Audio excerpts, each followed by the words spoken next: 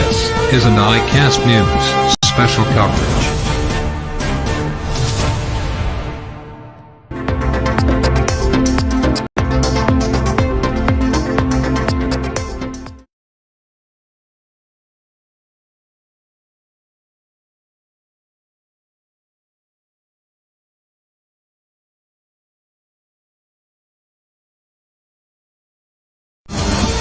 This is an iKast News special coverage.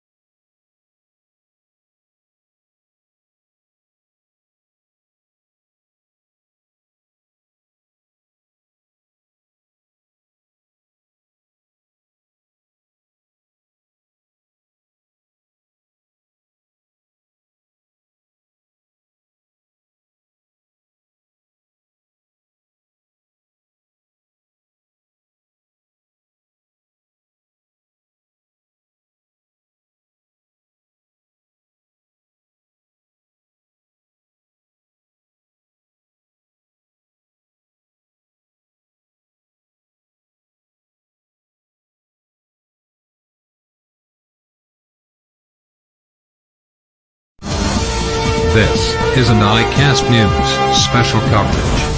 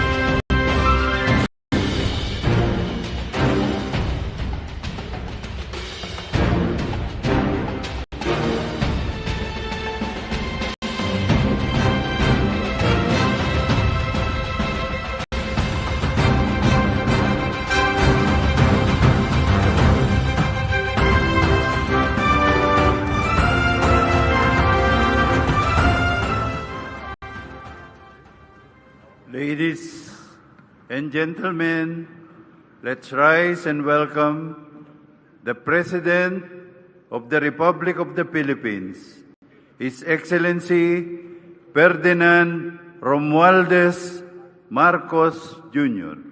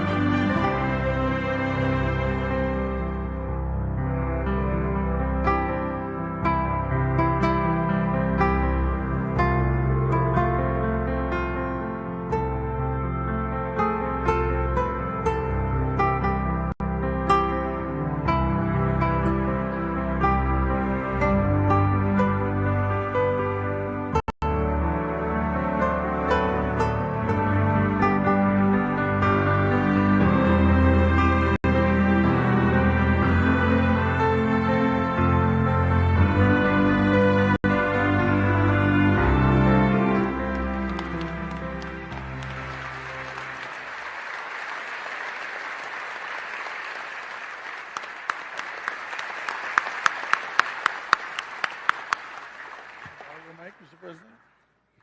On the part of the Senate, the joint session is hereby called to order.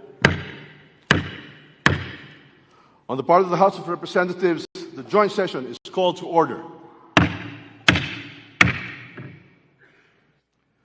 Please remain standing for the singing of the Philippine National Anthem to be led by Ms. Lara Marie Moscardon Maige.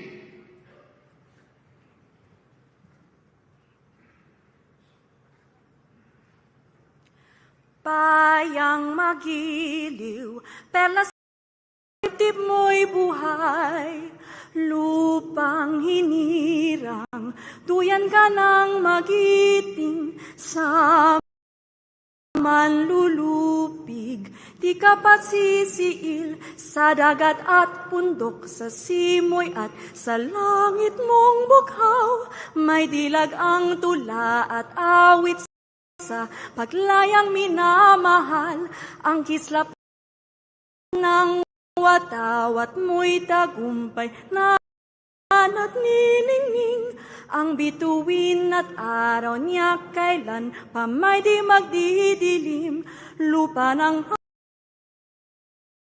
araw ng luwalhatit pagsinta, buhay ay langit sa piling mo. Aming ligaya na pag may manghahapi, ang mamatay ng dahil sa'yo.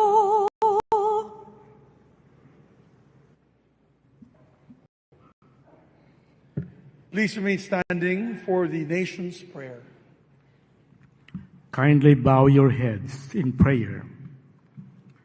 O Diyos na makapangyarihan, manlilikha, tagapagbigay buhay at tagapagligtas. Salamat po sa inyong paggabay sa buong sandaigdigan, lalo na sa pagkalinga sa sangkatauhan mula sa dumating na pandemya. Maraming salamat sa mga pagbibiyayang patuloy ninyong ibinibigay sa aming minamahal na bayang Pilipinas. Bismillahirrahmanirrahim. Allahumma barik lana hada al-ijtima'. Sa pagtitipong ito, kasihan niyo po kami ng inyong banal na diwa at liwanag upang ang gawin ito ay magbunga ng ginhawa at kasiyahan sa pang-araw-araw na gawin ito, araw-araw na buhay na sambayanan. Salamat po sa muling pagsigla ng aming ekonomiya sa pag-unlad ng agrikultura at turismo, pag-inam ng education at pagkalahatan pang-agat ng ibang sektor ng serbisyo, production at pangangalakal na nagbibigay sa amin ng pagkain at kabuhayan. Rabbana atina fid dunya hasanatan wa fil akhirati hasanatan wa qina adhaban nar. Walhamdulillahi rabbil alamin. Salamat po sa matibay na bigkis ng aming pamilya at lipunan. Nakalakip ng kaloob niyong matibay na pananampalataya sa inyo at ang aming pananalig sa pamahalaan ay sama-samang bumuo ng aming matibay na pundasyon bilang isang bayan. Ang pamilya, pamahalaan at pananalig namin sa inyo, Ama, ang siya rin naming sandigan, kanlungan at bukal ng lakas sa pagharap at pananagumpay sa maraming hamon ng buhay. Salamat po sa pag-iral ng kapayapaan at kaayusan sa gitna at sa kabila ng iba't ibang pananaw, sa marubdob at masiglang diskurso ng aming demokrasya. Tulungan niyo po kami upang makamit ang mas malalim, matibay, malawak na kapayapaan sa ikabubuti ng lahat. Akayin niyo po kami sa pagpapaunlad panglalo ng ekonomiya upang makarating ang mas maraming biyaya sa bawat tahanang Pilipino. Kalakip nito, bigyan niyo rin po kami ng dunong at pagkakaisa sa pagharap at pangangasiwa ng hamon ng climate change. Maghari po kayo ng ganap ang inyong banal na diwa sa puso at isip ng aming mga mamamayan at mga pinuno, mga mambabatas, namamahala at mga hukom, 10 ng kanilang mga tauhan, upang ang buong katapatan, ang paglilingkod nila at kagandahang loob na manguna sila at maglingkod tungo sa mapayapa, makatarungan, maayos, maunlad, masagana at masayang pamumuhay ng buong sambayanan. Itinatalaga po namin ang gawain ito sa inyo pong mabunyi at dakilang pangalan.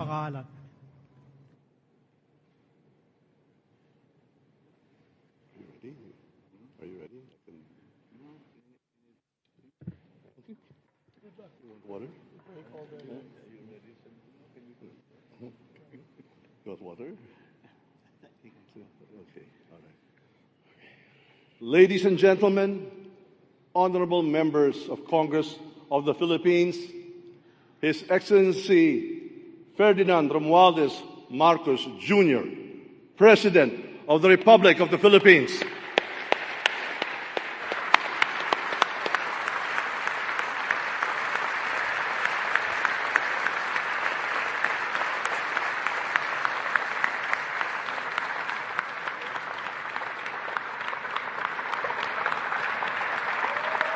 Thank you.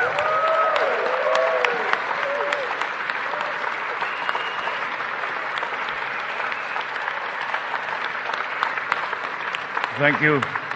Thank you very much. Allow me to greet Vice President Sara Zimmerman Duterte, the former presidents, our former presidents, President Joseph Ejercito Estrada and President Gloria Macapagal Arroyo, Senate President Juan Miguel Zubiri, and the honorable members of the Senate, House Speaker Ferdinand Martin Romualdez, and the honorable members of the House of Representatives, Chief Justice Alexander Gismundo, and the honorable justices of the Supreme Court, His Excellency, Most Reverend Charles John Brown, and the esteemed members of the Diplomatic Corps, Executive Secretary Lucas Bersamin and the members of the Cabinet, First Lady Luis Araneta Marcos,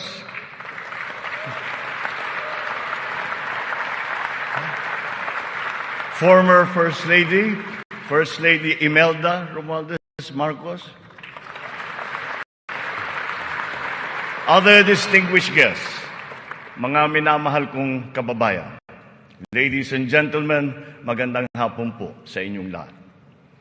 1 year ago today, I stood here before you, setting forth the plans that we have to improve our economy, bring jobs to our people, improve the ease of doing business, recalibrate our educational system to adapt to the new economy, lower and rationalize energy costs, boost agricultural production, enhance healthcare, and continue social programs for the poor and the vulnerable. Let me now report to the people on the successes that we can now lay claim to, and also the challenges that we continue to face. Last year, we emphasized certain strong headwinds that were confronting us along with the rest of the world in our post-pandemic economic recovery. And the biggest problem that we encountered was inflation. Maraming kaganapan sa mundo ang nakapagpagulos sa maayos na takbo ng pandaigdigang merkado. Bukod sa digmaan sa Ukraine, naroon ang patuloy na epekto ng pandemya. Pinalala pa ito ng pagbabawas ng produksyon ng mga bansang pinagkukuhanan natin ng langis. Nang tumaas ang presyo nito, nagsunura na rin ang presyo ng iba't ibang bilihin, ang gasolina, ang kuryente at ang pagkain. Ramdam sa buong daigdig, pati na sa Pilipinas, ang naging pagtaas ng mga presyo ng bilihin noong mga nakalipas na buwan. Sinuri nating mabuti ang sitwasyon. Sa tulong ng ating mga ekonomista, nakapagbalangkas tayo ng mga polisiya na magsisilbing pundasyon ng ating ekonomiya sa mga susunod na taon. Ito ay nakasaad sa ating medium-term fiscal framework na sinuportahan ninyo sa Kongreso. Kasabay nito ang paglulunsad ng mga estratehiya na mapalakas sa kakayahan ang ating mga kababayan at mga sektor ng ating ekonomiya. Nakakita po tayo ng magagandang resulta. While the global prospects were bleak, our economy posted a 7.6% growth in 2022, our highest growth rate in 46 years.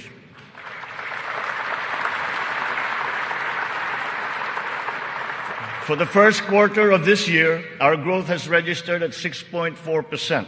It remains within our target of 6 to 7% for 2023.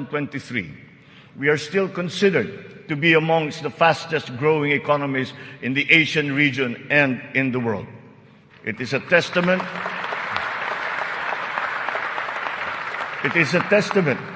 to our strong macroeconomic fundamentals. Our financial system, the nerve center of our economy, remains strong and stable. Banks, the transmission arms of our monetary policy, have strong capital and liquidity positions. Stimulated by the relaxation of pandemic restrictions, transactions once again have flourished alongside the booming e-commerce that was undeterred by the pandemic in 2022.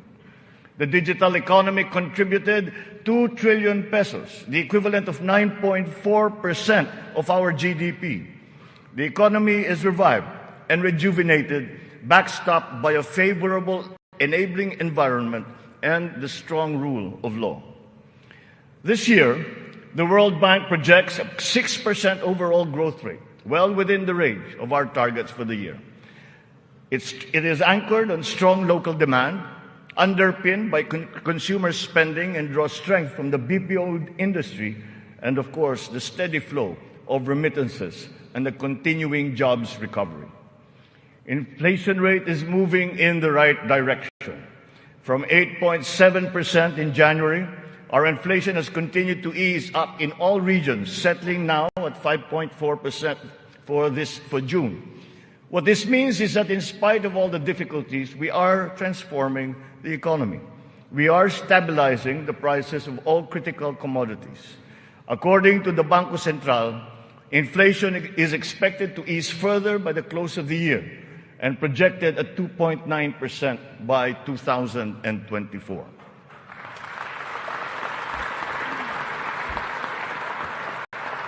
On matters of the economy, there are many things over which we have no control. But over those where we do have control, we are doing everything we can. Puspusan ang ating ginagawa upang pataasin ang produksyon ng ating ekonomiya. Pinapalago natin ang mga industriya. Dinadagdagan natin ang mga infrastruktura upang mas mapabilis ang daloy ng mga produkto at ng serbisyo. Higit sa lahat, pinapalakas natin ang kakayahan ng mga mamamayan upang mapaganda nila ang kanilang pamumuhay. Ito ang punot dulo ng ating Philippine Development Plan. Investments in public infrastructure and in the capacity of our people through food, education, health, jobs, and social protection remain our top priority. For this year, economic and social services were allocated almost 70% of the national budget. Higher revenue collections will be critical in our bid to bolster public investments. Under our fiscal framework, we envision our tax and revenue efforts to further increase to up to 16.9% and 17.3% by 2028.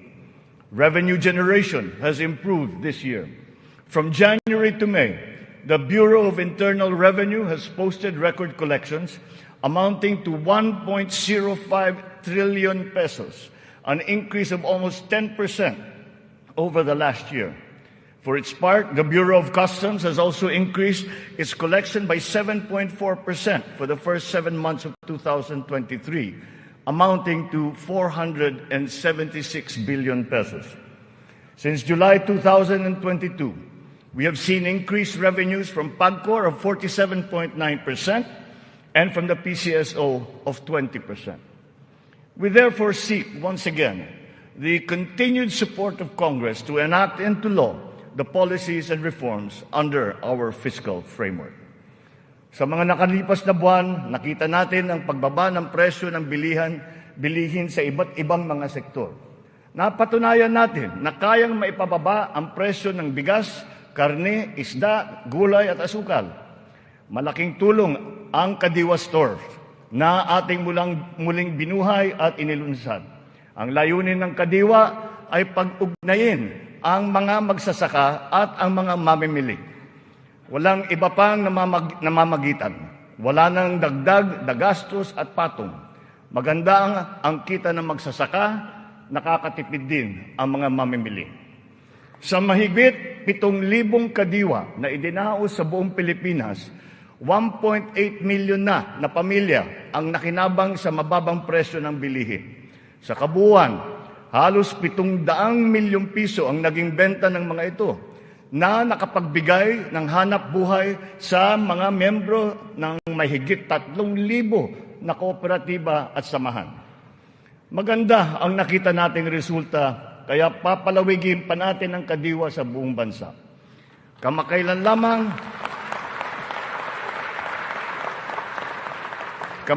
lamang ay nagsanib puwersa na ang mga ahensya ng pamahalaan upang lalo pang patibayin ang Kadiwa.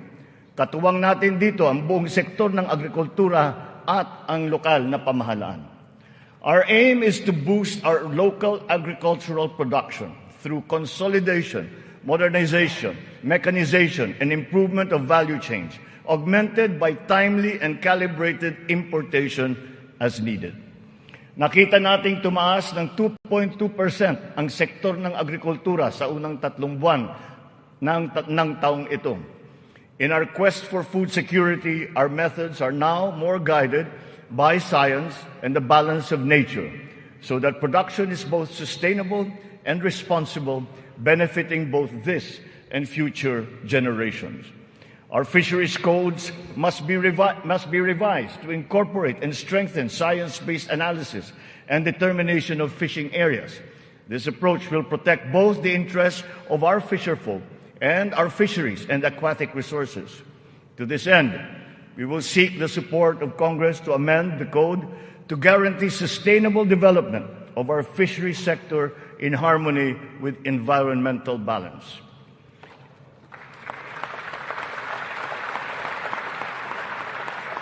Ipinagbubuklod natin ang mga magsasaka sa pamamagitan ng farm and fisheries clustering at mga livestock multiplier farms. 300 cluster na ang ating natukoy na binubuo ng halos 900 kooperatiba at may lawak na mahigit na 200,000 hektarya ng bukirin. Upang mas mapabilis at mas mapadali ang pagbuo ng kooperatiba, kakailanganin natin ang suporta ng Kongreso na maamyendahan ang Cooperative Code. Sa pamamagitan nito, unti-unting lalakas ang kanilang produksyon at puwersa sa merkado. Totoo ang kasabihan, mas malapas basta't sama-sama. Pinapalawak natin ang kanilang kaalaman sa makabagong mga teknolohiya at pamamaraan. Isa na rito ang paggamit ng biofertilizer na gawa sa Pilipinas at subok din at maaasahan. Sa balanced fertilizer strategy, gaganda ang ani ng mga magsasaka. Hindi na nila kailangan pang umasa sa mas mahal at imported na fertilizer. Bilang tulong sa mga magsasaka, namigay ang pamahalaan ng mahigit 28,000 mga makabagong makinarya at mga kagamitan sa iba't ibang dako ng Pilipinas. Sa ilalim ng iba't ibang mga programa ng kagawaran ng agrikultura, namigay ang pamahalaan ng mahigit na 50 milyong binhi ng palay, mahigit 1 milyong binhi ng mais, at sari-saring mga binhi ng gulay. Nagpamigay tayo ng mahigit 100,000 binhi ng nyug at nagpatanim sa halos 10,000 hektarya ng lupa sa buong bansa. Lahat ng mga binhing ito ay makabago, hybrid at mataas ang kalidad. Sa naging pagtaas ng presyo ng gasolina at pataba, nagdala ng kaunting ginhawa ang mga fuel at fertilizer discount vouchers na ating pinamigay sa mga nahihirapang magsasaka. Ang mga natanggap nating donasyon na pataba mula sa China, pinimigay na natin kaagad sa kanila. Isa sa mga dahilan ng pagtaas ng presyo ay ang mga smuggler, mga hoarder at mga nagmamanipula ng presyo ng produktong agrikultural. Hinahabol at ihaabla natin sila. Sadyang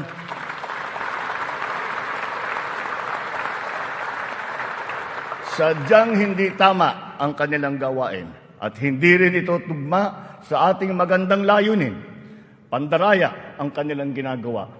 Napapahamak hindi lamang ang mga magsasaka, kundi tayo rin mga mamimili. Kaya hindi natin papayagan ang ganitong kalakaran. Bilang na ang mga araw ng mga smuggler at hoarder na yan.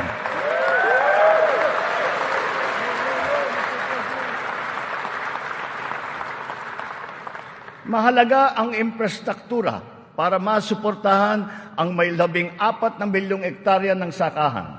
Inayos natin ang geo-agri-map ng mga farm-to-market roads ng buong bansa upang maidugtong mabuti ang mga sakahan sa mga pamilihan. Alinsunod dito, karagdagang 600 kilometro ng mga FMR ang ating nilatag sa iba't ibang panig ng bansa. Binigyan din natin ng patubig ang mahigit na 49,000 hektarya ng bukirin sa buong Pilipinas. Nagpagawa tayo ng halos 4,000 mga karagdagang fabrication lab, production at cold storage facility na magagamit ng lahat. Sa tulong ng Kongreso, nakapagpatayo tayo ng 24 na multi-species hatcheries upang maparami ang produksyon ng mga isda. Nakabantay tayo sa anumang banta ng mga sakit at peste na maaring dumapo sa mga pananim at alagang hayop. Malapit na tayong magkaroon ng mga epektibong gamot at bakuna labang sa mga ito. Samantala, pinapalakas natin ang biosecurity levels ng mga alagang hayop bilang panlaban sa sakit. Tayo rin ay naghahanda sa El Nino na nagbabadyang tumama sa mga darating na buwan. Nagsimula na tayong maghanda at ang mga buffer stock at ang mga kagamitang patubig ay hinahanda na. Kung kinakailangan, magsasagawa pa tayo ng cloud seeding upang makapagdala ng ulan. Kasabay ng lahat na ito, hinihimok din natin ang ating sambayanan na magtipid ng tubig para sa malawakang paghanda sa banta ng tagtuyot. Tulad ng ating ipinangako, ipinagpatuloy natin ang reformang pansakahan. Mahalagang haligi ito ng sektor ng agrikultura na ating inaayos.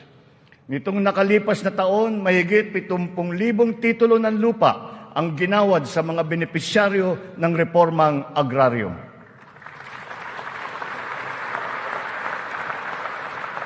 Tamang-tama ang ating pagpapatigil ng mga bayarin ng mga benepisyaryo sa ilalim ng ating nilagdaan EO number 4. Isang taon mula nung aking unang SONA na isabatas na ang bagong Agrarian Emancipation Act.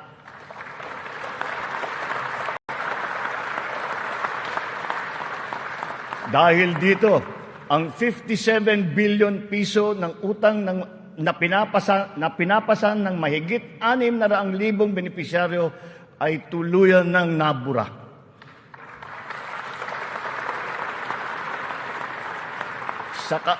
Sa ngalan ng mga magsasakang ito at ang kanilang mga pamilya, maraming salamat muli sa ating mga mambabatas.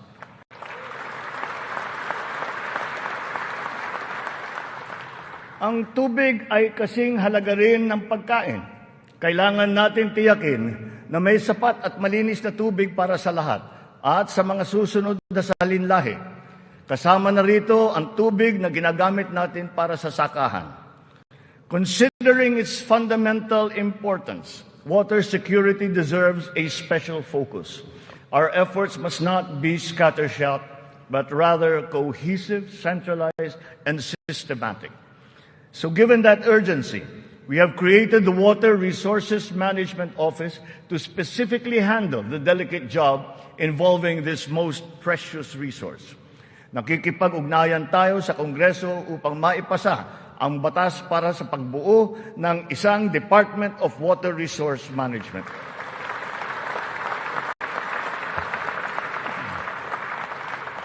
This year, we have allocated 14.6 billion pesos for water supply projects, which will benefit communities all over the country. Recently, the water supply of NCR and Rizal received a significant boost from the first phase of the Wawa Bulk Water Supply Project. The water supply will increase as the project enters the second phase. We have installed 6,000 rainwater collection systems across the country in preparation for the looming dry spell brought about by El Nino. One of the keys to continuing economic growth is infrastructure development. So we will build better and more. Our 8.3 trillion peso Build Better More program is currently in progress and being vigorously implemented.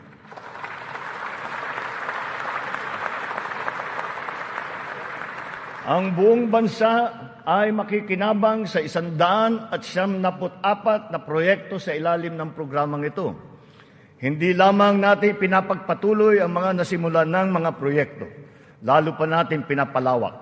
Kaya naman, ang 123 proyekto dito sa Build Better More program ay bago.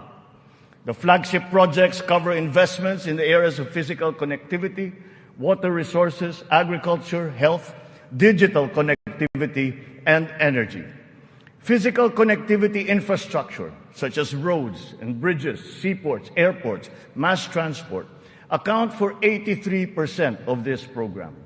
Our infrastructure spending will stay at 5 to 6% of our GDP.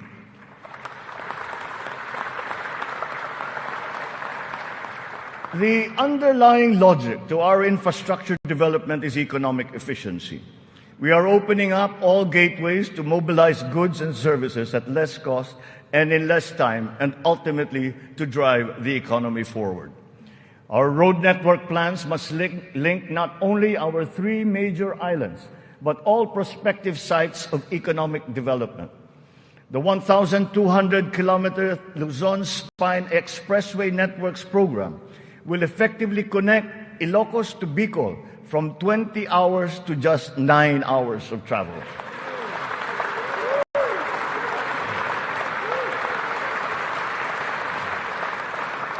Under the Mega Bridge program, 12 bridges totaling 90 kilometers will be constructed, connecting islands and areas separated by waters. The program notably includes the Bataan-Cavite Interlink Bridge and the Panay-Guimaras-Negros Island bridges, each spanning 32 kilometers, and also the Samal Island Davao City Connector Bridge. As of June this year, we have constructed, maintained, and upgraded more than 4,000 kilometers of roads and around 500 bridges across the country. Crucial airport and port development projects across the country have also been completed, including Cebu Pier's 88 Smart Port and the new passenger terminal buildings of Clark Airport and the Port of Calapan. We initiated several railway projects with a total length of more than 1,000 kilometers. Notably, the southern leg of the North-South commuter railway system is now in full swing. In a few years, travel from Pampanga to Laguna will be reduced from 4 hours to just 2.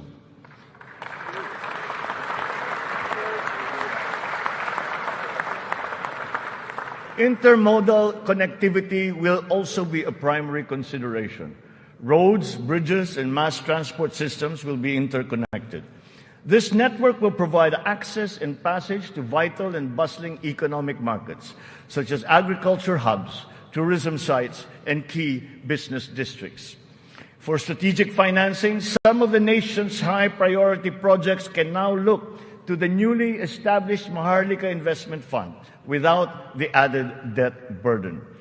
In pooling a small fraction of the considerable but underutilized government funds, the funds shall be used to make high-impact and profitable investments, such as the Build Better More program. The gains from the fund shall be reinvested into the country's economic well-being. To ensure sound financial management, a group of internationally recognized economic managers shall oversee the operations of the fund, guided by the principles of transparency and accountability. This guarantees that investment decisions will be based on financial considerations alone, absent any political influence.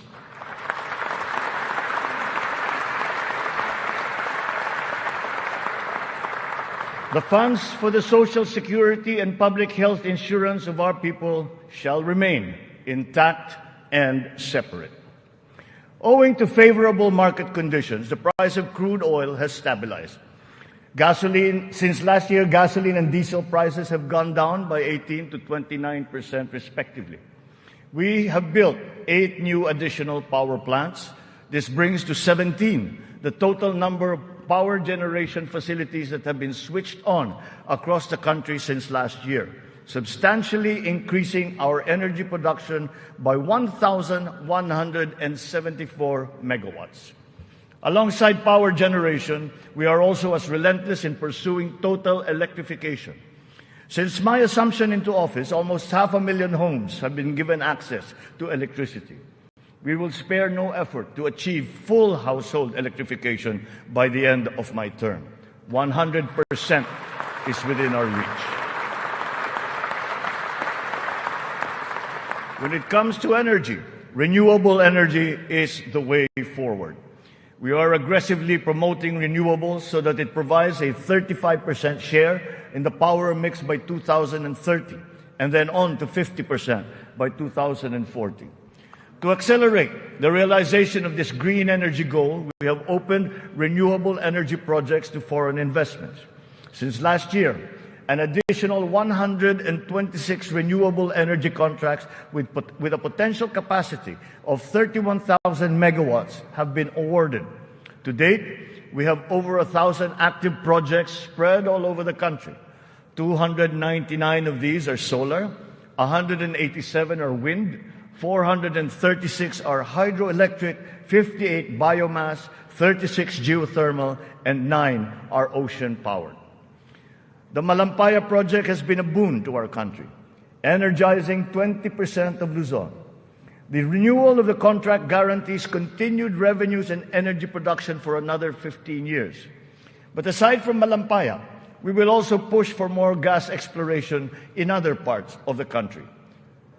The national government has also partnered with the BARM in regard to energy exploration and development, and also its utilization within its territorial jurisdiction.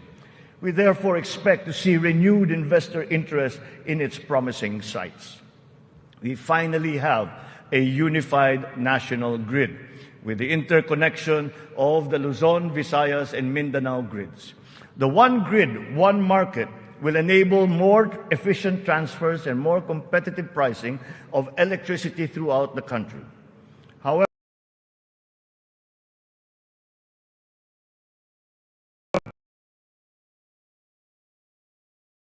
68 grid connections are much delayed, according to the ERC's count. We are conducting a performance review of our private concessionaire, the National Grid Corporation of the Philippines. We look to NGCP to complete all of its deliverables, starting with the vital Mindanao, Visayas, and Cebu Negros Panay interconnections. Habang pinapabuti natin ang lagay ng ekonomiya, pinapalakas din natin ang kakayahan ng Pilipino. Ito ay sa pamamagitan ng mahalagang armas ng edukasyon, magandang kalusugan at trabaho. Malaking bahagi ng pondo ng pamahalaan ay inilaan para sa mga ito. Sa ating pagtahak sa kaunlaran, walang mamamayang Pilipino ang maiiwanan. Para sa atin, ang bawat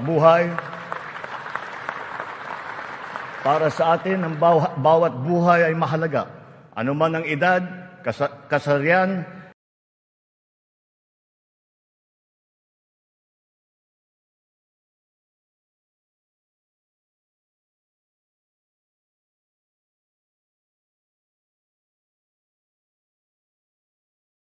pangkat, relihiyon o pisikal na kondisyon, sila ay kukupkupin at tutulungan.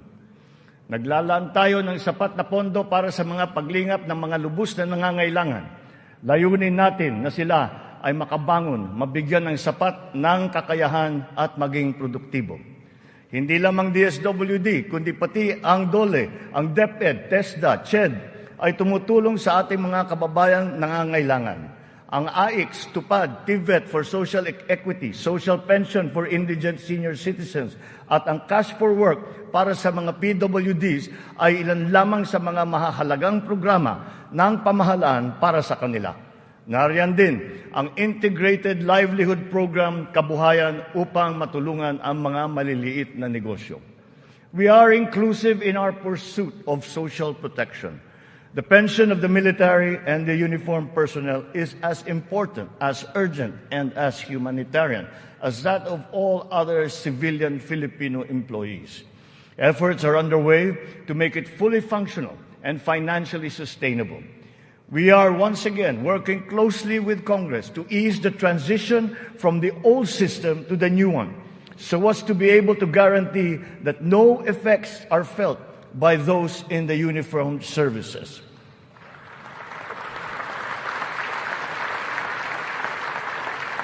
Nagsisimula ang lahat sa edukasyon. Ito ay para palakasin ang isip at kakayahan ng bawat Pilipino. Ang ating butihing Vice Presidente, na kalihim din ng kagawaran ng edukasyon, ay tumutulong upang tiyakin na ang bawat batang Pilipino ay mabibigyan ng nararapat at kalidad na edukasyon.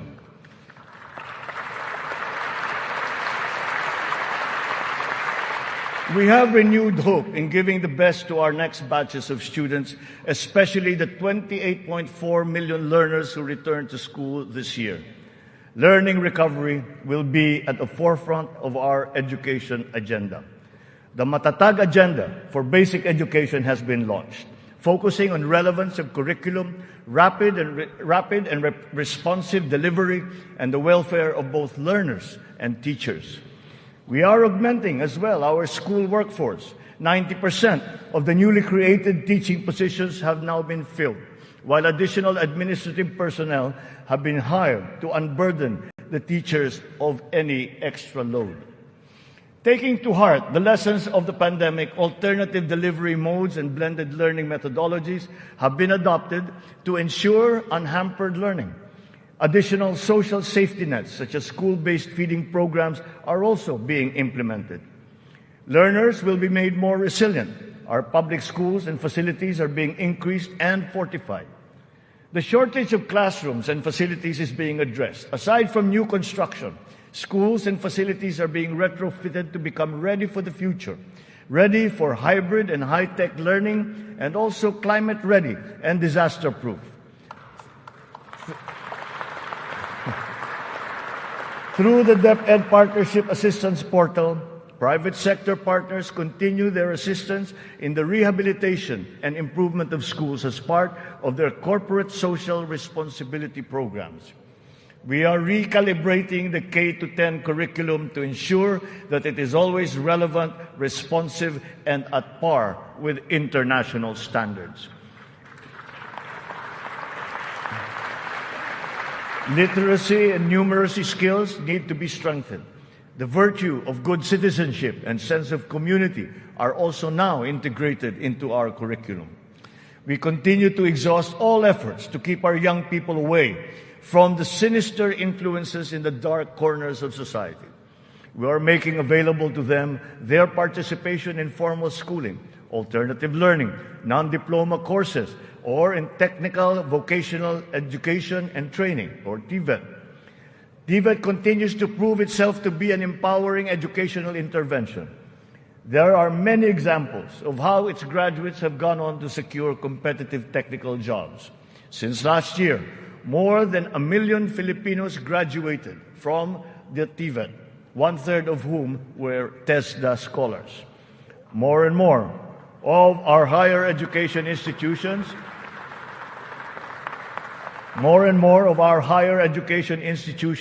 have reached world-class status. This year, 52 Philippine HEIs have been included in the World Universities rankings compared to just 15 last year. We will not let a student's financial constraints be an hindrance to his or her education. We have activated social safety nets, such as skills development training and youth employment programs. Tertiary education in state universities and colleges will remain free for our qualified students.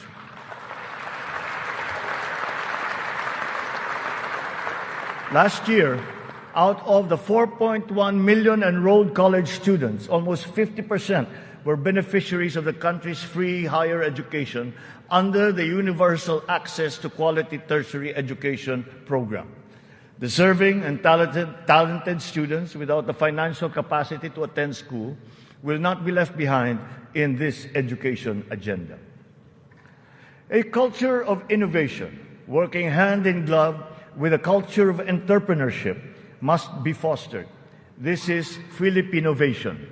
Science and technology, especially R&D, will be at its foundation. The DOST leads the development of our capabilities in science, technology, and innovation. Science and technology-related scholarships are made available for the talented and technically gifted students from high school all the way to graduate school. To address the challenge of staying at the cutting edge of technology, 44 renowned Filipino scientists in diverse areas of expertise have returned home under the Balik Scientist Program. They will undertake research in various priority fields and will be supported by upgraded facilities and R&D funding.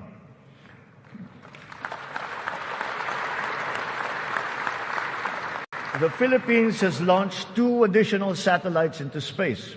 Together with the first satellite, they will track weather, predict storms, evaluate soil and water supplies, analyze shifts in population, and be used for traffic management, geohazard mapping, risk assessment, and even including security and defense. Science, technology, and innovation will drive the quality and competitiveness of our workforce, as well as our manufacturing, export, creative, and service industries, in existing markets and in new ones waiting to be explored. The bane of the mismatch between jobs and skills among our workforce is being rectified through strengthened government, industry, labor, academe partnerships, and the continuous reskilling and upskilling training programs that we have put before our workforce. For our seafarers to continue to excel, maritime education in the Philippines has been strengthened. This will progress and solidify our country's position as a global maritime hub through the steady supply of competent Filipino seafarers to foreign merchant marine vessels. The question about the European Union's recognition of the standards of training of Filipino seafarers has, after 17 years, finally been resolved.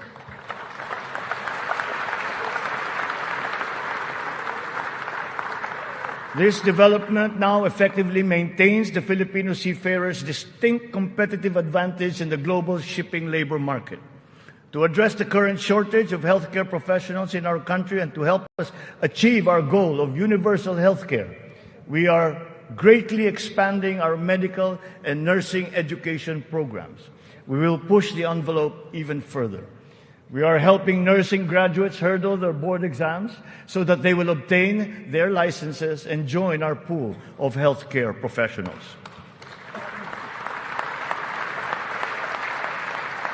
Ang kalusugan ang ikalawang armas para sa lakas ng pangangatawan ng bawat Pilipino. Isinusulong natin muli ang kalusugan ng Pilipino. We are now refocusing our health priorities, applying the lessons learned from the pandemic and addressing the weaknesses that it has exposed. Healthier communities and lifestyles are our advocacy. We have launched convergent programs to address hunger and nutrition-related issues amongst our people, especially the children, like stunting and wasting. Last week, we introduced the pilot food stamp program, which seeks to supply the nutrition needs of the 1 million most food-poor Filipinos. The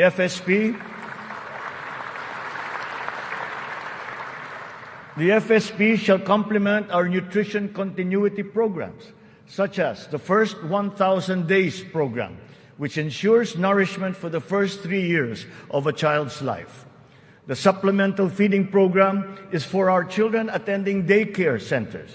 The K-6 program will feed kindergarten to grade 6 public school students who are suffering from wasting and severe malnutrition. We are catching up on the routine vaccinations of our children. As of this year, more than 80% of our eligible children have been vaccinated against measles, rubella, and polio. Nananawagan ako sa lahat ng mga magulang na kumplituhin ang mga bakuna ng kanilang mga anak at magtungo sa pinakamalapit na health center para sa mga libreng bakuna. The whole of society must exert efforts to suppress the alarming rise of tuberculosis and HIV/AIDS. To stem the tide, the strategic plan is to ensure early diagnosis and treatment and ample testing sites and medications. Our healthcare system is undergoing structural changes. Public health facilities are being increased, both in number and in capability. Last year, more than 3,400 projects were completed. To improve capacity for specialized medical treatment, specialty centers in various fields are being established and integrated into our government hospitals. And in the last year, additional 60 specialty centers have been opened to the public. Just last week, we inspected the site of what will soon be a 5-hectare multi-specialty center in Pampanga, which will specialize in pediatrics, cardiology, kidney, and cancer treatment.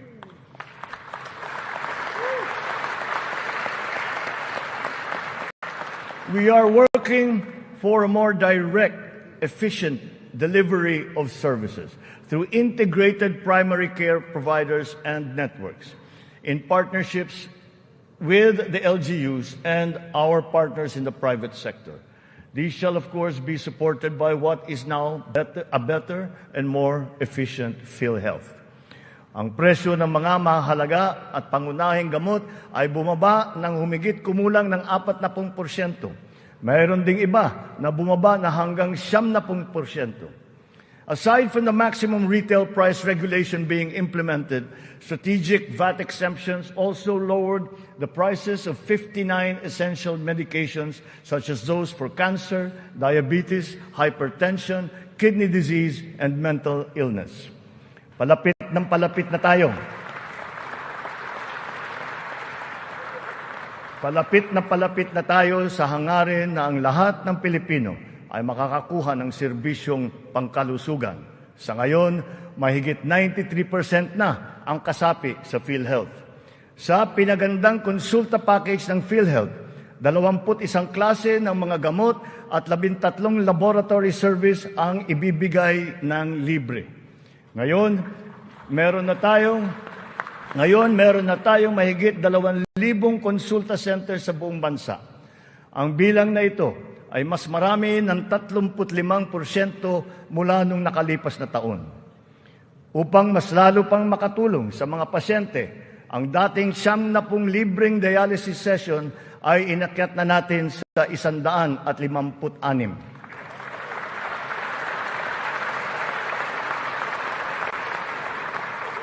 Mga kababayan, libre na po ngayon ang dialysis para sa karamihan ng Pilipino.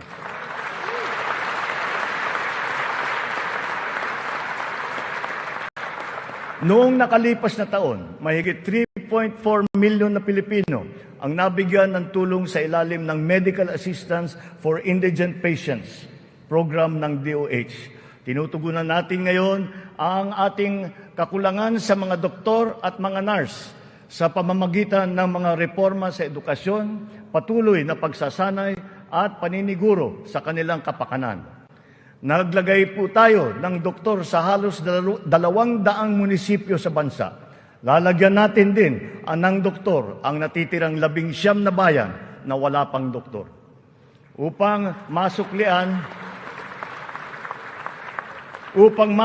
naman natin ang naging sakripisyo ng ating mga health workers sa pribado at pampubliko ng mga ospital nung nakaraang pandemya, ipapamahagi na sa kanila ang kanilang COVID Health Emergency Allowance at iba pang mga nabinbing benepisyo.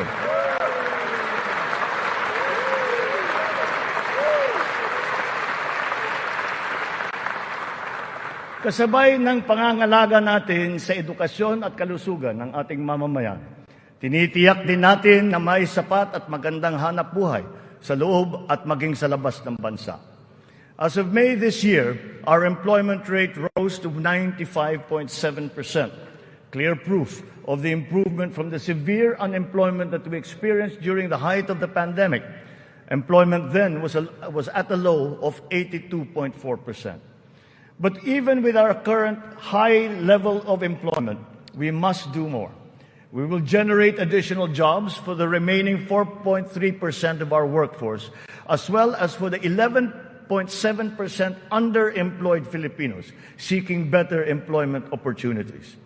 Under the banner of our fast-growing economy, we are aggressive in our investment and business promotions and facilitations. For that, we have not limited ourselves to the local economy, but we have looked to the global economy for partnerships and agreements. Our independent foreign policy, a friend to all and enemy of none, has proven effective. We have formed strategic alliances with our traditional and newfound partners in the international community. We have embarked on foreign trips to promote the interest of the country for peace building and for mutually beneficial purposes. These economic missions have yielded an estimated total investment value of 3.9 trillion pesos or 71 billion US dollars, with a potential to generate 175,000 jobs. The implementation of recent economic reforms is underway.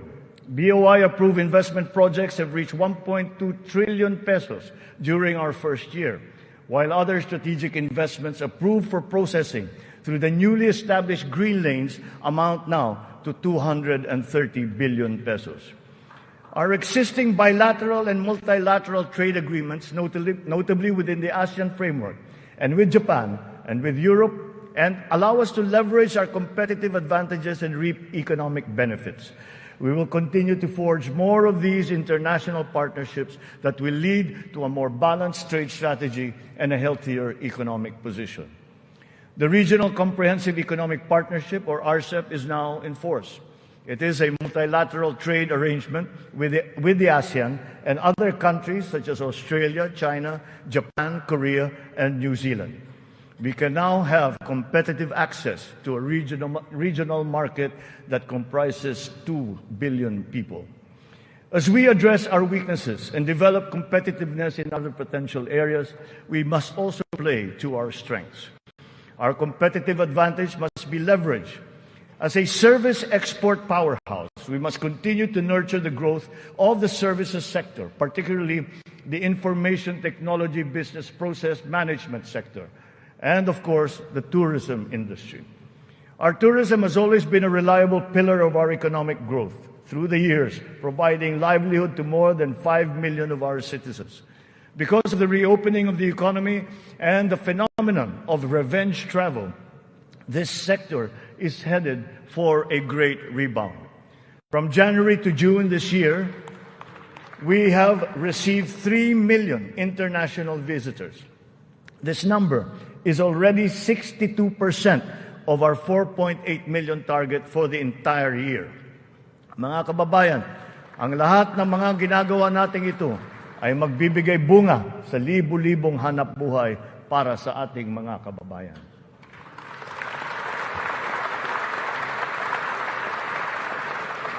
To create these investment opportunities, we must ensure that an enabling business environment is in place, that there is peace and order, and that the rule of law governs.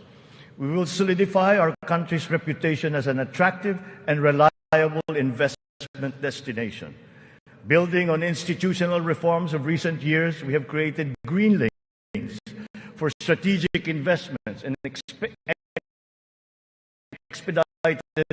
the business processes in various sectors and investment modalities. A progressive and rationalized system of taxation is a component of the ease of doing business. The CREATE law has made our corporate tax and incentive schemes equitable and business-friendly. There are more structural tax reforms that must be introduced to allow us to reach our socio-economic targets. Digitalization is the call of today, not the call of the future, not the call of the future, but of the present. It is here, it is needed, and it is needed today. Government must fully embrace digitalization to provide better service to the people through its vital frontline services and its back-end functions. Digitalization will support the government's data-driven and science-based planning and decision-making. It is the greatest, most powerful tool, not just to improve the ease of doing business, but also against many forms of graft and corruption. Data shows that digitalization, in conjunction with government streamlining efforts, has significantly boosted efficiency. Notable examples are in the areas of government payments, company and business registrations, issuance of permits and licenses, loan applications, and revenue collection. All our digitalization efforts will be linked to our payment systems, whose digital transformation has been accelerating at a remarkable rate.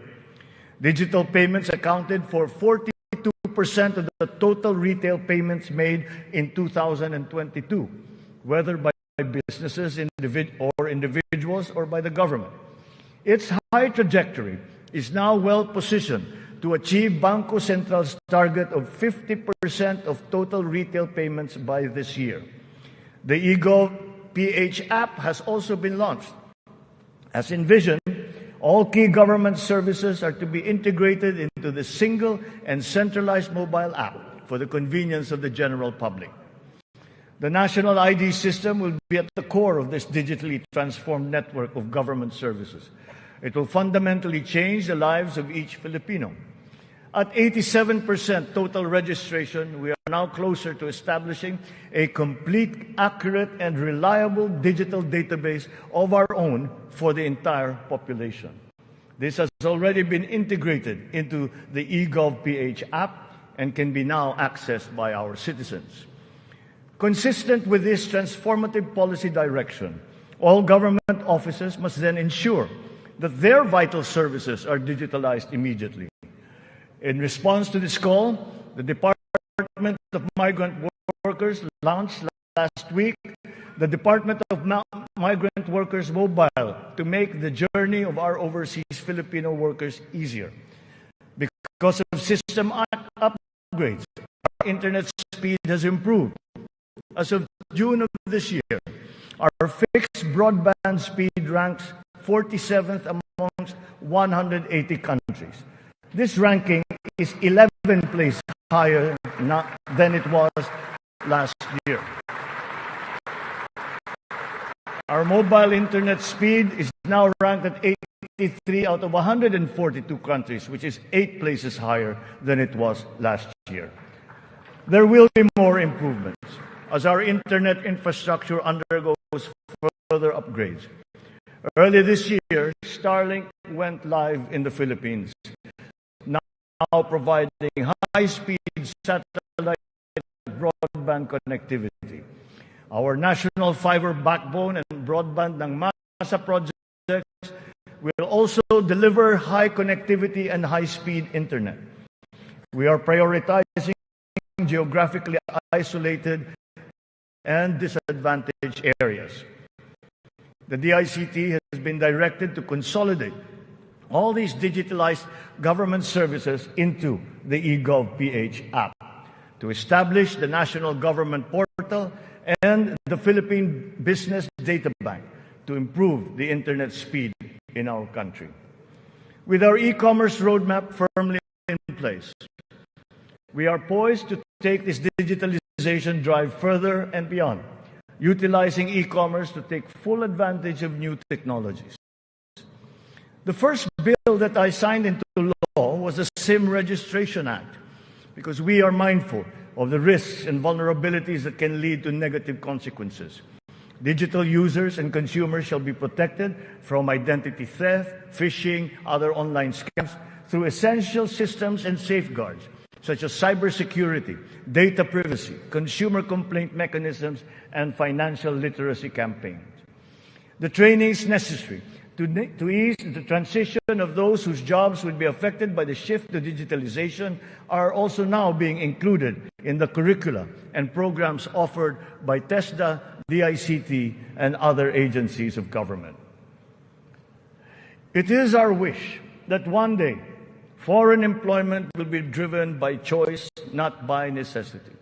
It remains a noble calling that our OFWs have answered, requiring great sacrifice from them, their families, and their communities. We are engaging with our partners in the international community to ensure a safe working environment for our countrymen. And as we do so, we are also putting in place responsive mechanisms for the social welfare, repatriation, and reintegration of our returning OFWs into the Philippine economy.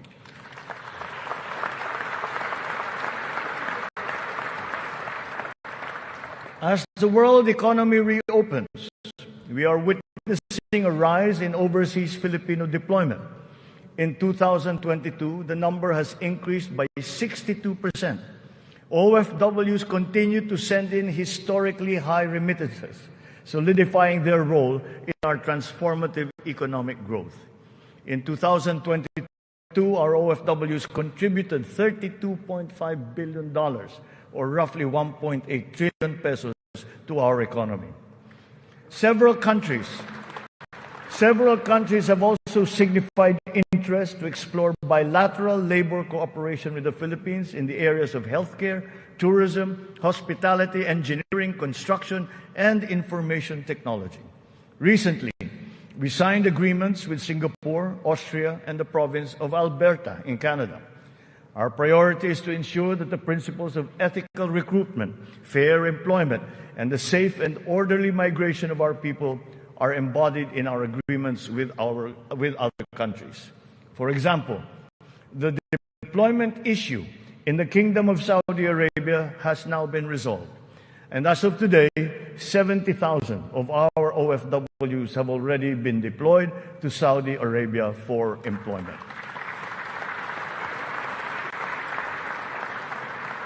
Moreover, the unpaid salaries and other related claims of some 14,000 OFWs who have been put out of work in Saudi Arabia during the pandemic are now being processed. The Crown Prince of the Kingdom of Saudi Arabia himself personally committed to me that the unpaid claims of Filipino workers would now be paid.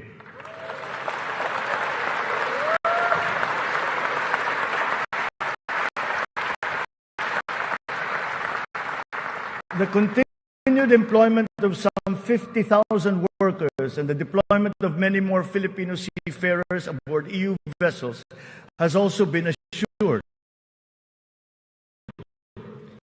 The lesson for us is that our education and skills training must always be attuned to the high, exacting, and constantly evolving global standards. Sa pagsusumikap ng mga mamamayan, walang hindi kakayanin. Kahit ang mga matatayog na pangarap ay maaabot, kasama ang inaasam na tahanan. Katuwang natin ang lokal na pamahalaan at pribadong sektor upang matulungan ang Pilipino sa pangangailangan ng pabahay. Patuloy ang serbisyo ng Pag-ibig Fund upang makatulong sa kanyang 15 milyong membro para makabili ng bahay. Sa nakarang taon, may higit 100,000 ang kumuha ng housing loan sa Pag-ibig na nagkakahalaga ng 117 billion na piso. Ito ang pinakamataas ng bilang sa buong kasaysayan ng Pag-ibig.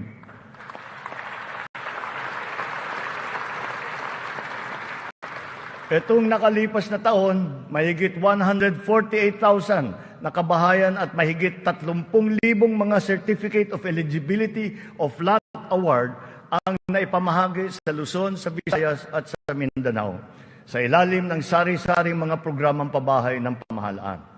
Mahigit 35,000 residential free patent at agricultural patent titles naman ang naibigay sa mga benepisyaryo nito sa buong bansa. Hindi pa dito natatapos. Papalawigin pa natin ang ating programa sa abot-kayang pabahay, lalo na para sa mga mahihirap nating kababayan. Itong nakalipas na taon, inilunsad natin ang pambansang pabahay para sa Filipino Housing Program o 4PH. Nagkaroon na tayo ng groundbreaking sa 25 lugar sa iba't ibang bahagi ng bansa. Nagpirmahan na rin ng kasunduan upang simulan ang mga proyekto sa mahigit 100 lokasyon. Kung susumahin natin ito, mahigit 1 milyong kabahayan ang may alay natin sa ating mga kababayan sa buong bansa.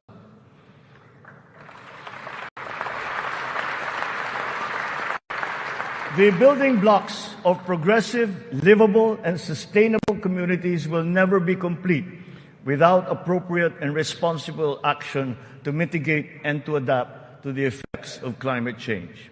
We can never lose sight of our responsibility to the future.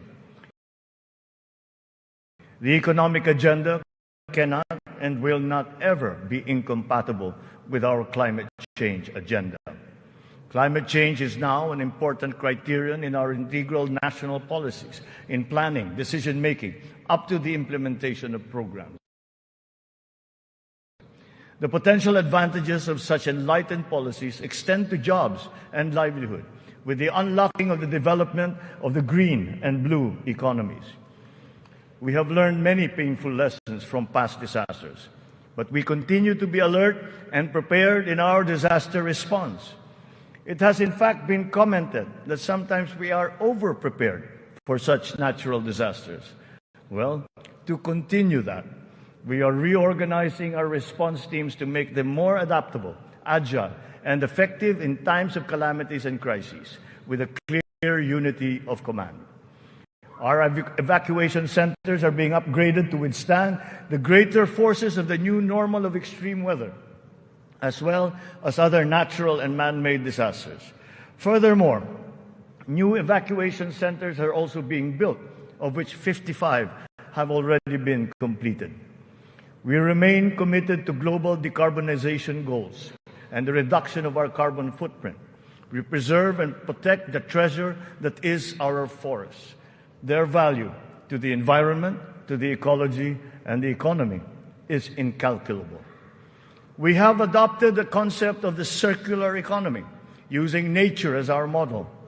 The aim is to keep raw materials in a closed loop. In our world with scarce resources, the circular economy allows us to fully use these resources, minimize waste, and reduce the need for new resources, just as it is in nature.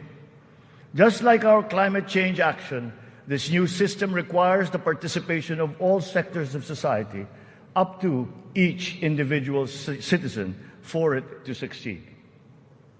Only a whole of government and whole of society approach will enable us to do all of these.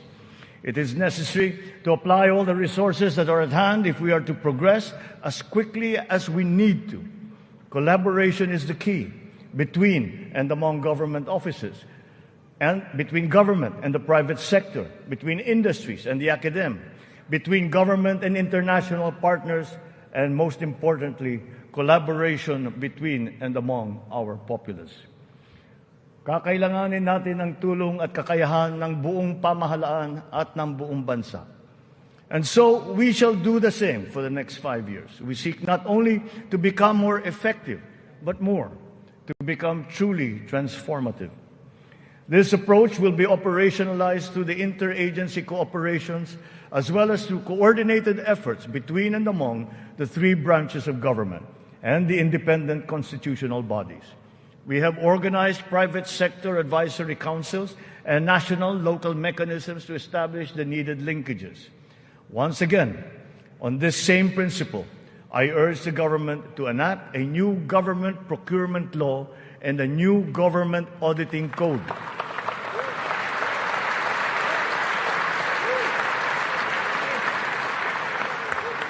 This to make government procurement and auditing more attuned to these changing times.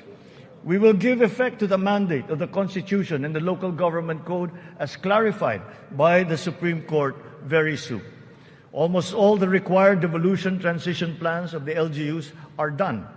To fully prepare them for optimal devolution, the necessary technical and financial assistance is being extended to our local governments. In everything that we do, the enduring Filipino quality of bayanihan will still be our guide. 5 taon mula nung matinding kaguluhan, babangon na ang Marawi City.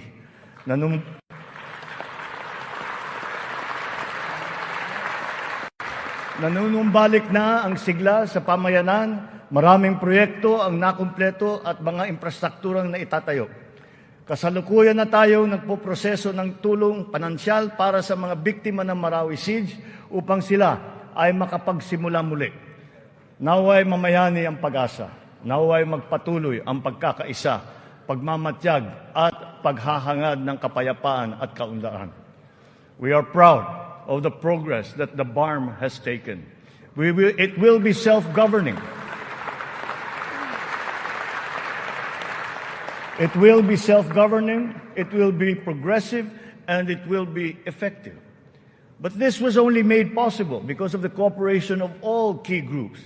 We talked to the local governments, the royal families, the MNLF, the MILF. We're all consulted and represented in this transition phase. The international community has also supported us in this smooth transition. Former adversaries are now partners in peace. Its functions have been defined and its basic laws are now being written. Through the BARM, we have strengthened the nation's prospects for finally achieving sustainable progress anchored on a true and lasting peace in southern Philippines. We will continue to support the progress of the BARM, apace with our singular vision for all Filipinos.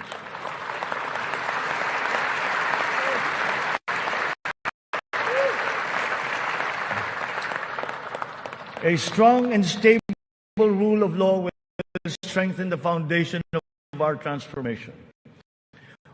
Our police and armed forces are being strengthened and modernized to be more effective in maintaining peace and order and in defending our sovereignty. We fully support the judiciary's efforts to improve the justice system and to protect constitutional rights. The campaign against illegal drugs continues, but it has taken on a new face.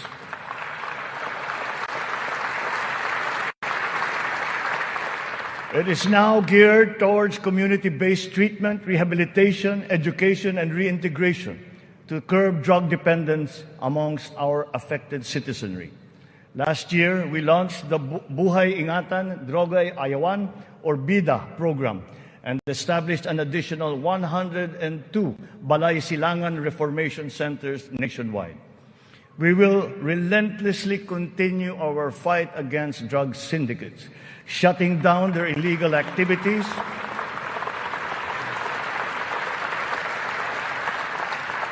we will shut down their activities and dismantle their network of operations. Unscrupulous law enforcers and others involved in the highly nefarious drug trade have been exposed. I will be accepting their resignations.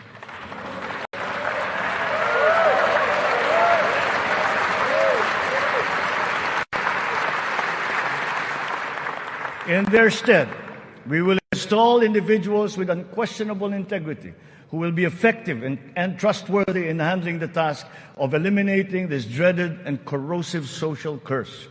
We cannot tolerate corruption or incompetence in government.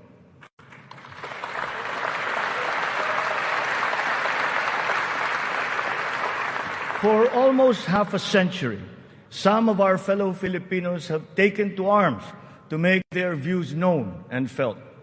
We are now at a point in our history when their armed struggle has evolved. We have now progressed together towards peace and development. We have incorporated capacity building and social protection into our reintegration programs to guarantee full decommissioning of former combatants. Through community development and livelihood programs, the barangay development and enhanced comprehensive local integration programs have been effective in addressing the root cause of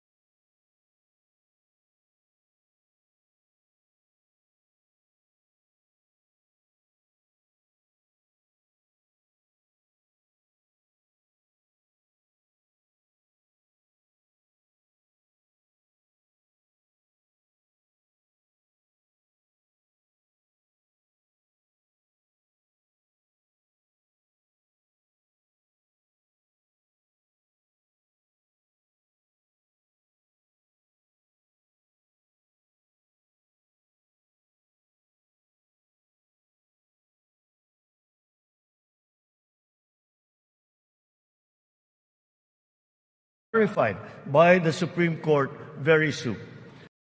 Almost all the required devolution transition plans of the LGUs are done. To fully prepare them for optimal devolution, the necessary technical and financial assistance is being extended to our local governments. In everything that we do, the enduring Filipino quality of bayanihan will still be our guide. 5 taon mula nung matinding kaguluhan, babangon na ang Marawi City.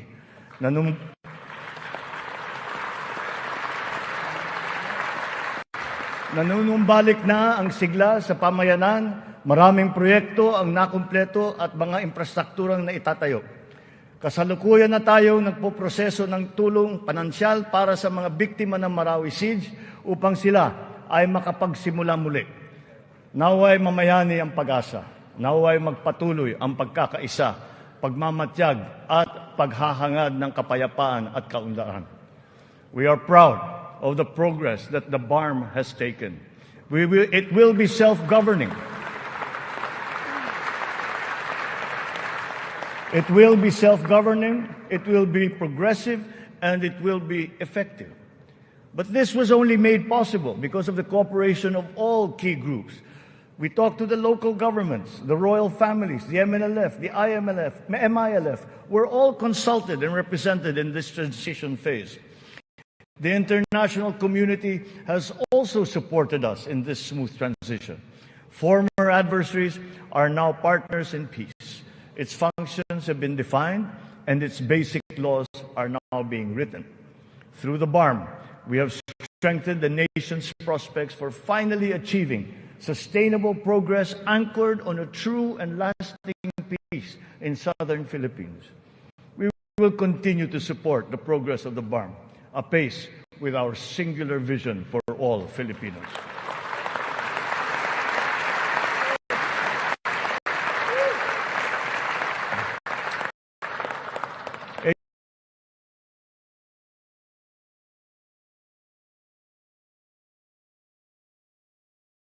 A strong and stable rule of law will strengthen the foundation of our transformation.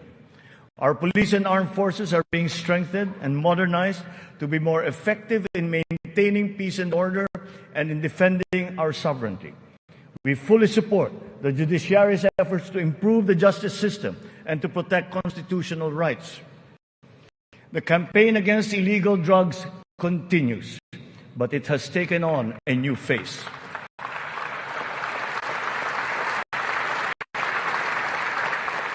It is now geared towards community-based treatment, rehabilitation, education, and reintegration to curb drug dependence amongst our affected citizenry.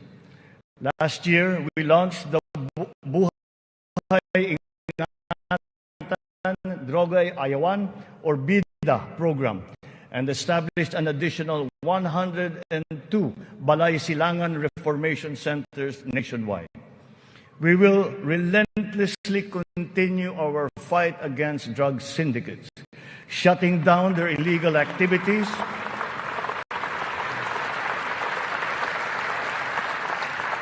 we will shut down their activities and dismantle their network of operations. Unscrupulous law enforcers and others involved in the highly nefarious drug trade have been exposed. I will be accepting their resignations.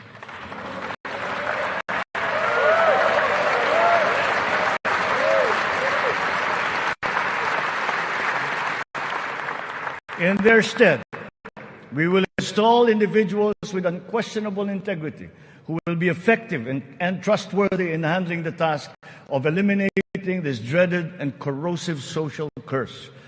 We cannot tolerate corruption or incompetence in government.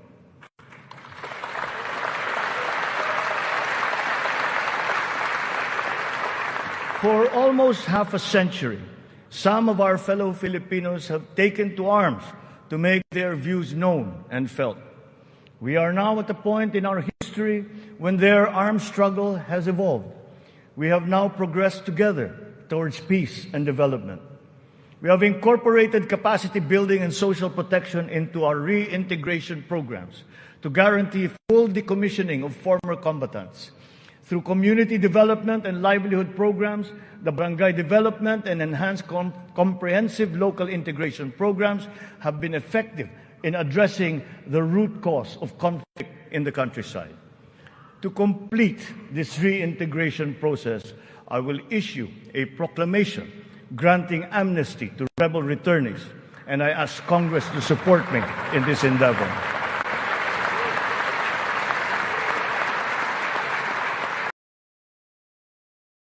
Constant dialogue and diplomatic approaches to the resolution of any issue that may arise. So the initial results of our efforts inspire confidence. Our sovereignty preserved. We will protect our sovereign rights and preserve our territorial integrity in defense of a rules-based international order.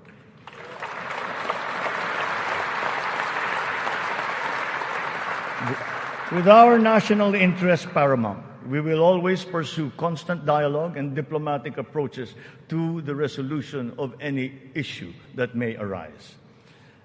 So the initial results of our efforts inspire confidence. Let us continue to be relentless in our aspiration of peace and progress. This has not been the work of a single person, neither a single branch of government, nor even the whole government acting alone.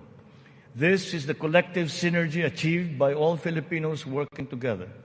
It took a whole-of-nation effort to achieve this immediate recovery from our pandemic slump. Unity was what made us rise once more.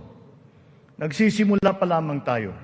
Ang pagbangon ng ating bayan ay magpapatuloy pa. Hinihiling ko ang inyong tiwala at pakikiisa.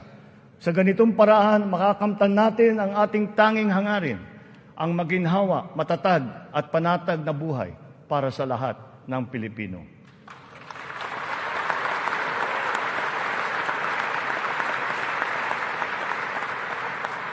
Makikipagtulungan tayo ng mabuti sa Kongreso para sa mga mahahalagang batas na kinakailangan para sa ating tuloy-tuloy na pag-ahon. And once again, I appeal to Congress for its support for the following priority legislations.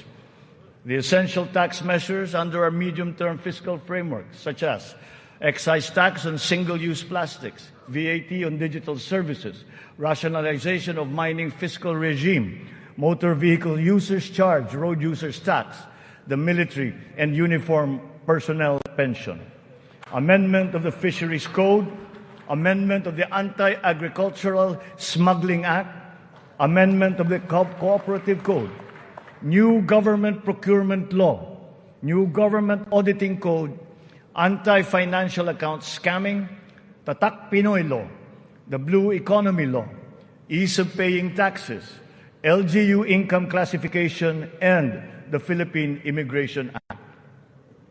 In the past year, it has been a source of great hope and optimism to me to now know that there is an enormous pool of highly competent and dedicated workers serving in our government. It is up to us to provide good leadership and guidance. They love the Philippines and have responded to our call.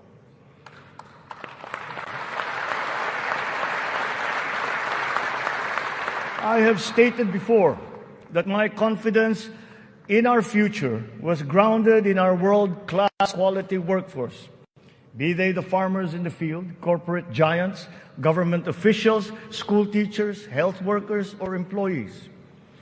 That confidence has been further buoyed by the demonstration of love for the Philippines. Every Filipino has unanimously risen to the challenge that we have made to them to be part of our nation's future.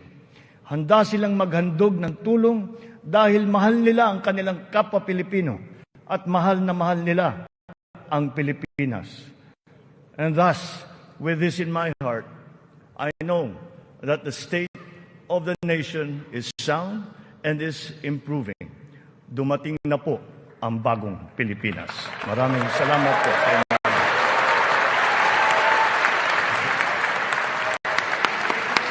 Yes.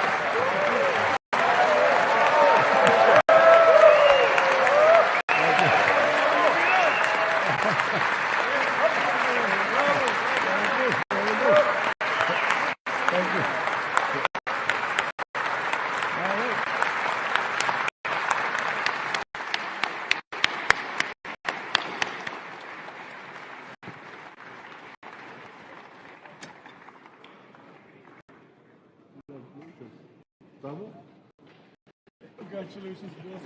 Go its legs.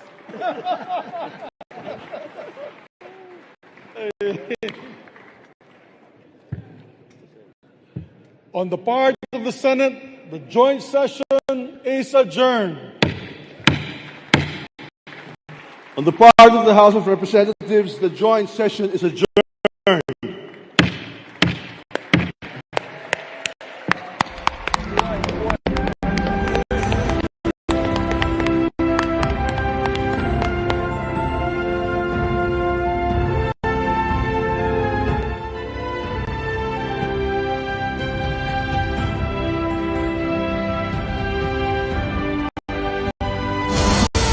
This is an iKast News special coverage.